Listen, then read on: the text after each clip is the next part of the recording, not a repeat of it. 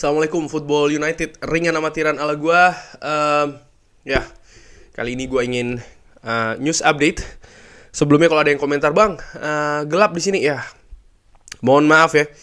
Ini gua sedang isoman, jadi tidak bisa di tempat biasanya karena ya ruang lingkup gua terbatas ya. Ya, tapi gua doakan sobat Football United dimanapun yang menyaksikan ini, insya Allah sehat-sehat selalu sekeluarga, murah-murah rezekinya. Langsung aja news update. Dimulai dari kabar Fabrizio Romano ini memberitakan tentang Eric Bailly. Eric Bailly yang dikabarkan ini sudah sepertinya akan ke Marseille ya, dengan status pinjaman tapi memiliki opsi beli. Karena memang Eric Bailly ini kan dikabarkan dari awal memang termasuk proyeksi yang akan dilepas oleh Erik ten Hag. Sekalipun menurut gua penampilan Eric Bailly di preseason cukup bagus. Cuman kalau kita melihat Eric Bailly yang sudah beberapa musim kebelakang, konsistensi itu dia. Kadang dia bisa bermain bagus, tapi di menit selanjutnya dia bisa bermain blunder ya. Cukup sering juga demikian. Oke.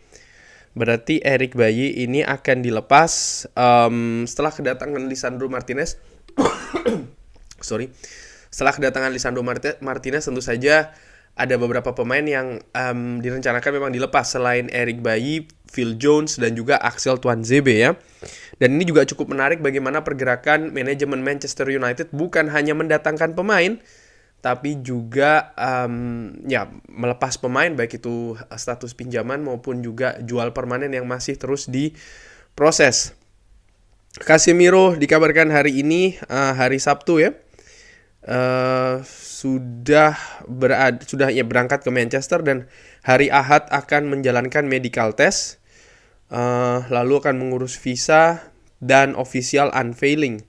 Ringan amatiran ala gua, mungkin official unveilingnya nih kalau nggak hari Ahad ya hari Senin sebelum pertandingan menghadapi Liverpool. 4 tahun kontraknya, wow. Dengan masih ada further season option, berarti bisa jadi 5 tahun ya. 60 juta pounds, wow.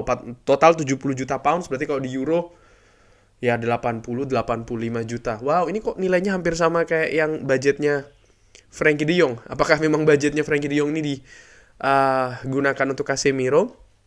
Ada beberapa juga yang menanyakan, "Bang, bagaimana informasi tentang Frenkie de Jong, apakah masih bisa ke Manchester United?" Dari Fabrizio Romano mengatakan kalau peluangnya sangat kecil sekali. Ini Manchester United sampai dengan last minute menilai tidak ada itikat dari Frenkie de Jong untuk pindah dari Barcelona. Oleh karena itulah disudahi perburuannya. Di samping itu pihak dari Manchester United juga sadar betul Chelsea bersiap.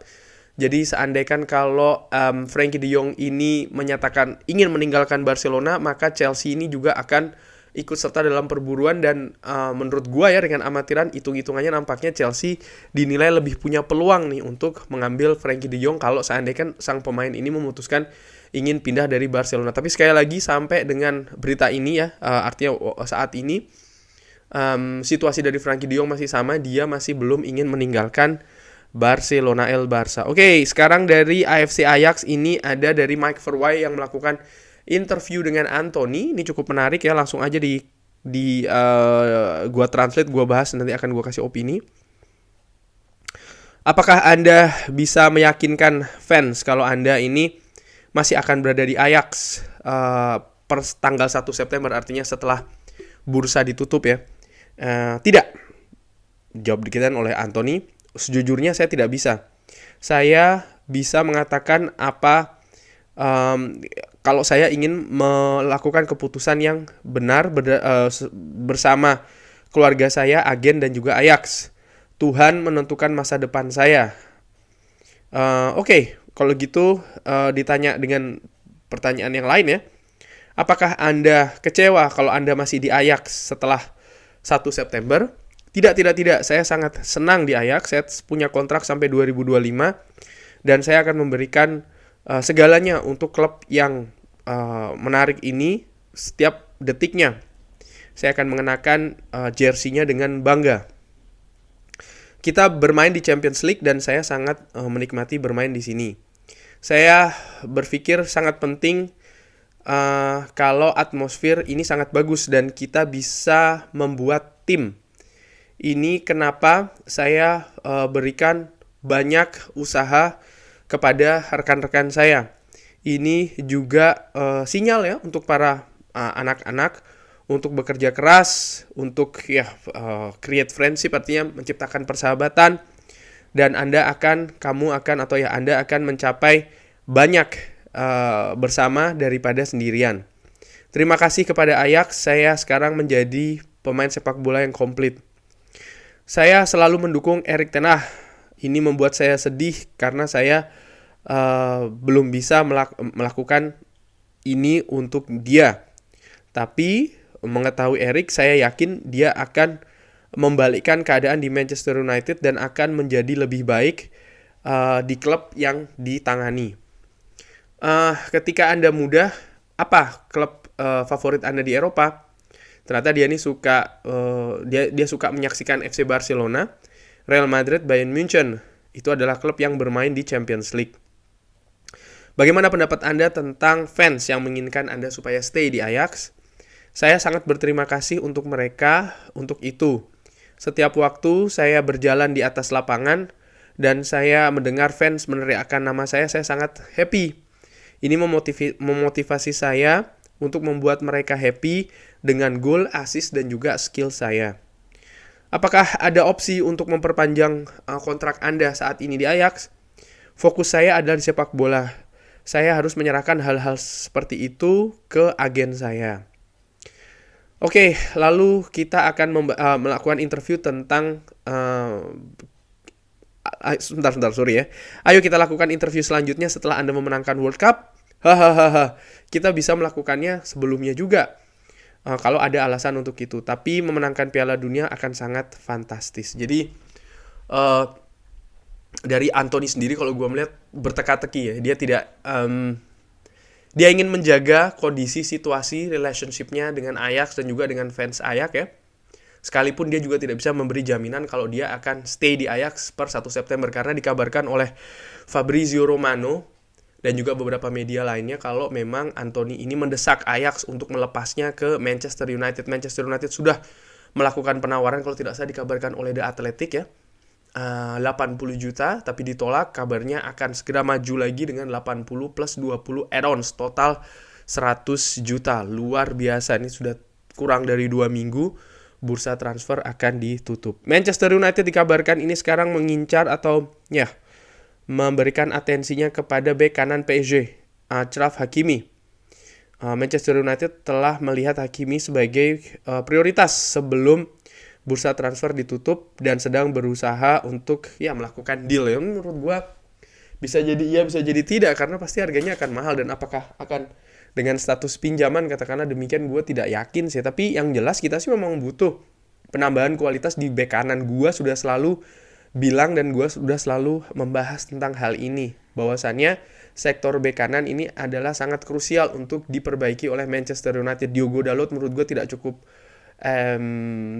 bagus kualitasnya untuk mengawal sisi kanan Manchester United. Aaron Wan-Bissaka nampaknya mulai disisihkan oleh Erik ten Hag.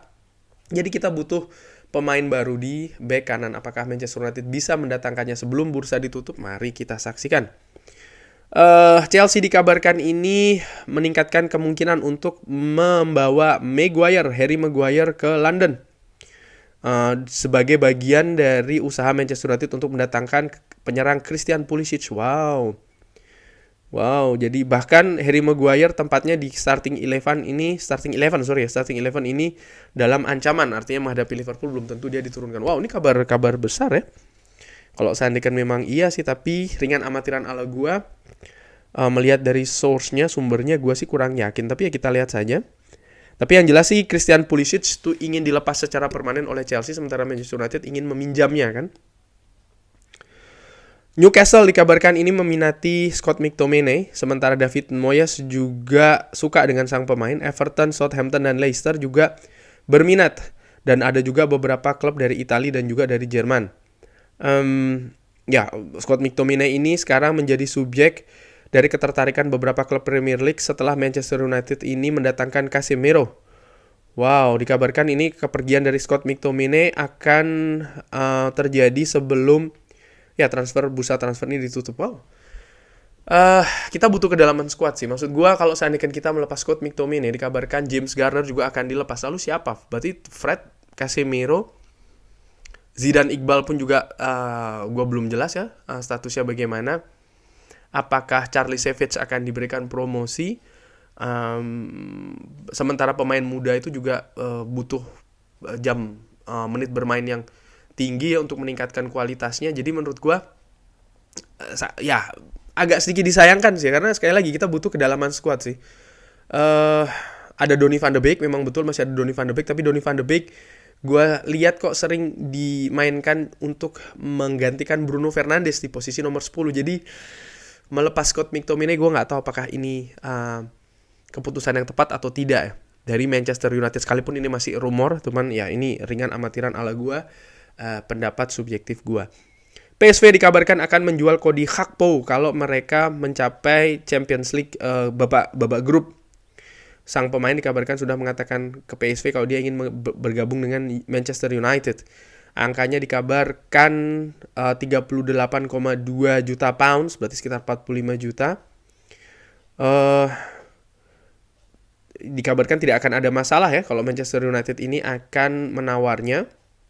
Di sisi lain, kalau Anthony meninggalkan Ajax akan mengejar Hakim Ziyech, ini dikabarkan oleh Mike Verwij.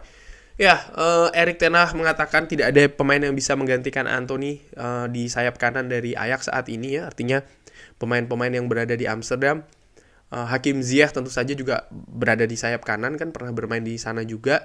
Menurut gue ini make sense, dan bisa jadi akan kejadian betul kalau seandainya kan Anthony ini jadi pindah dari Ajax.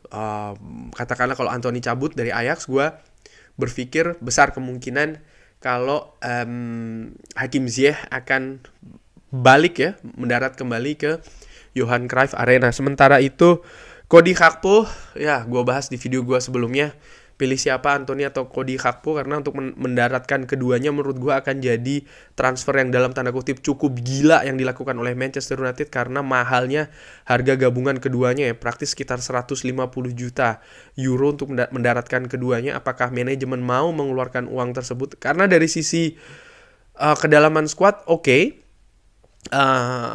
Marcus Rashford, Jadon Sancho akan ada pesaing, tapi jangan lupa pemain-pemain muda Garnacho, Pellistri, Anthony Elanga, menit bermainnya akan semakin berkurang, dan juga pemain-pemain muda lainnya. Dan ini menurut gue agak sedikit tidak sesuai dengan filosofi dari Manchester United yang ingin mengembangkan pemain mudanya ya, dari akademi yang ingin diperbaiki lagi kan, pun juga dari Erik ten Hag sendiri yang lebih suka untuk memberikan kesempatan kepada pemain muda seperti yang dilakukan di Ajax. Jadi ya kita lihat saja, kecuali kalau mendatangkan keduanya lalu melepas. Nah, tapi kan kalau menurut gue kayaknya tidak akan ya melepas Marcus Rashford ataupun Jadon Sancho. Kabar yang ada sekarang ini nampaknya Erik ten Hag cukup puas, cukup senang dengan, cukup happy dengan keduanya. Jadi menurut gue sih tidak akan dilepas ya. Cuman sekali lagi, siapa yang akan didaratkan, apakah Cody Gakpo ataupun juga Anthony, ini menarik untuk dinantikan, atau bahkan nanti sampai akhir justru tidak ada yang datang, itu kan juga bisa dan pastinya akan mengecewakan. Dan kabar terakhir ini dari akun Twitternya Wanda Icardi, yang kabarnya ini kan istri dari Mauro Icardi dan sekaligus juga agennya. Ini anak-anaknya mengenakan seragam Manchester United dengan lokasinya di tag ini adalah England. Apakah Manchester United akan mendatangkan Mauro Icardi? Manchester United butuh striker baru, tapi apakah Mauro Icardi ini tepat? Mauro Icardi menurut gue tidak mendapatkan waktu yang banyak, yang bagus di klub dia saat ini. Tapi ketika datang nanti di Manchester United, artinya Anthony Martial, Cristiano Ronaldo akan bersaing untuk memperebutkan tempat utama. Apakah Mauro Icardi akan tepat berada di sana? Kalau menurut gue sih dengan amatiran kurang ya. Cuman bagaimana menurut pendapat teman-teman? Drop di kolom komen. Terima kasih sudah menyaksikan. Jangan lupa like, share, dan juga subscribe. Wassalamualaikum warahmatullahi wabarakatuh.